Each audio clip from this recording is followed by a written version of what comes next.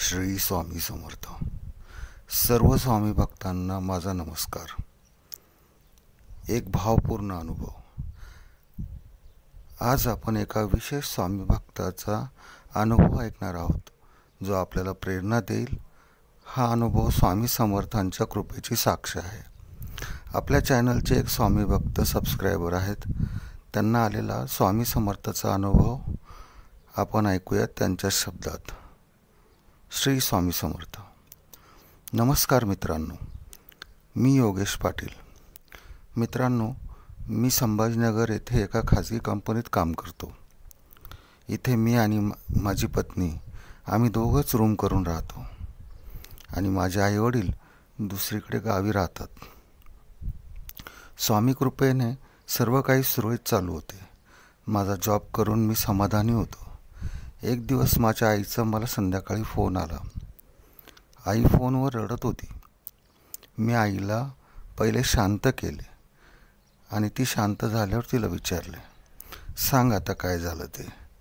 आई हुंदके देत म्हणाली, तुझ्या वडिलांचा अपघात झाला आहे. डॉक्टर म्हणतात की ते खूप सिरियस आहे. त्यांना संभाजीनगरला न्यावे लागेल. मी त्यांना घेऊन संभाजीनगरला येते आहे. डॉक्टरने तिथल्या एका दवाखान्याचा पत्ता दिला आहे आणि तिथे ॲडमिट करायला सांगितले आहे. आम्ही 1 तासभरात पोहोचतोय. हे ऐकून माझे तर हातपायच गळाले होते. मी स्वतःला सावरून आईला म्हटले, ठीक आहे, मला त्या कोणत्या दवाखान्याचा पत्ता आहे तो पाठव, मी पोहोचतो. मी स्वामी नामांचा जप सुरू केला. कसंबसं मी घर गाठलं आणि लगेच बायकोला सर्व काही सांगून बायकोला घेऊन दवाखान्यात आलो. माझ्या आईवडील यायला वेळ होता. आम्ही थोडा वेळ ॲम्ब्युलन्सची वाट पाहिली. काही वेळातच ॲम्ब्युलन्स आली आणि आम्ही वडिलांना ॲम्ब्युलन्समधून बाहेर काढलं. ते बेशुद्ध होते.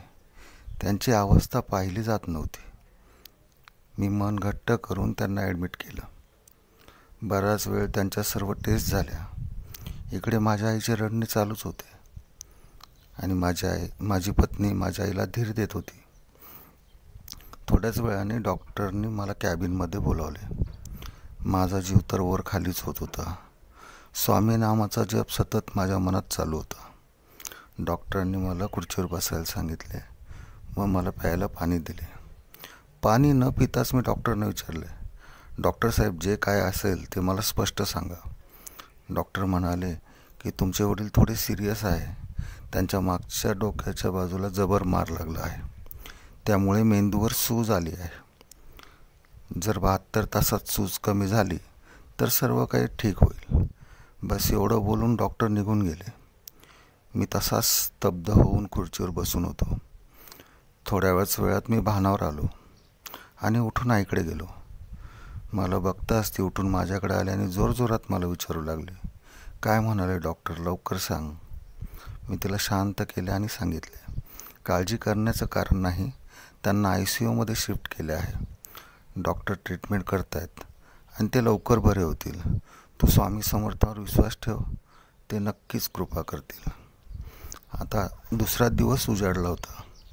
मी परत दुपारी डॉक्टर साहेबांना भेटायला गेलो आणि माझ्या वडिलांच्या तब्येतीबद्दल विचारपूस केली. तर डॉक्टर म्हणाले, अजून तरी काही इम्प्रूव्हमेंट नाही आहे, अजून सांगता येत नाही, बघूयात काय होतं ते. माझी धाकधूक अजून वाढली होती. तेव्हा 1 मिनिटही मला 1 तासासारखा वाटत होता. स्वामींचा नाम सतत माझ्या मुखी होता. असं करता करता रात्रीचे 2 वाजले, पण माझ्या वडिलांच्या तब्येतीत काही सुधारणा होत नव्हती. मी लगेच बायकोला बोलावून घेतले आणि तिला म्हटलं की मला घराची चाबी दे, मी आलोच. ती म्हणाली, अहो आता घरी काय करताय. मी म्हणालो, तू फक्त चाबी दे, आलोच मी जाऊन, आणि आईची काळजी घे. मी लगेच घरी पोचलो, हातपाय धुतले आणि स्वामींच्या फोटोजवळ जाऊन अगरबत्ती लावली. दोन्ही हात जोडून स्वामींचा धावा केला. म्हटले, स्वामी महाराज, आपण तर ब्रह्मांड नायक आहात.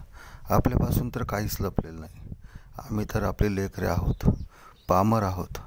कृपा करा स्वामी महाराज, कृपा करा. मी आजपर्यंत आपल्याकडे काहीच मागितलं नाही, आता मागतो आहे.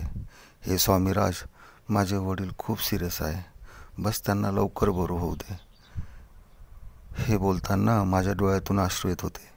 मी हात जोडून बसलेच होतो, इतक्यात माझ्या बायकोचा फोन आला. तिचा फोन बघताच माझ्या काळजाचा थरकाप उडाला. ती तिकडून काय सांगेल याचीच मला भीती वाटत होती. हिम्मत करून मी फोन घेतला तर ती म्हणाली, लवकर या, तुम्हाला डॉक्टरांनी बोलवलं आहे. मी स्वामींपुढे परत एकदा हात जोडून नतमस्तक होऊन नाक घासले आणि पाया पडलं आणि हात जोडून निघालो. दवाखान्यात येऊन मी सरळ डॉक्टरांच्या कॅबिनमध्ये गेलो. डॉक्टर म्हणाले, अभिनंदन, तुमच्या वडिलांच्या मेंदूवरची सूज कमी होत आहे आणि ते लवकर शुद्धीवर येतील. आता पेशंट धोक्याच्या बाहेर आहे. माझा आता आनंद गगनात मावत नव्हता. ही सगळी काही स्वामी कृपाच होती. मी त्यांना घातलेलं साकडं त्यांनी माझं लगेच पूर्ण केलं. मी लगेच आईला जाऊन सांगितलं. आई आणि बायकोही आनंदित झाली. माझे वडील 2 महिने ॲडमिट होते. स्वामी कृपेने हळूहळू वडिलांची तब्येत सुधारत होती.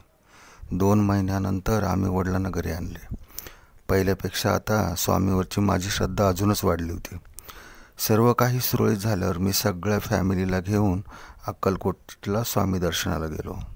मित्रांनो, खरंच आहे, स्वामींचा तुम्ही मनापासून धावा करा, स्वामी भक्ती करा, ते नक्कीच तुमच्या हाकेला धावून येतील. जाता जाता एकच सांगेल की आपण स्वामी सेवा करत असाल तर वर्षातून स्वामी दर्शनासाठी अक्कलकोटला नक्की जा.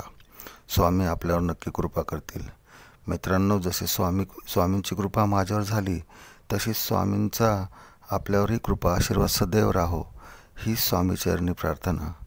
प्रिय स्वामी भक्तांनो, आपल्याला ही माहिती आवडल्यास आपल्या देवभक्ती चॅनलला लाईक करा, शेअर करा व सबस्क्राईब करून आपल्या स्वामी समर्थ कुटुंबामध्ये सहभागी व्हा. आणि हो भक्तांनो, कमेंटमध्ये श्री स्वामी समर्थ लिहायला विसरू नका. श्री स्वामी समर्थ. धन्यवाद.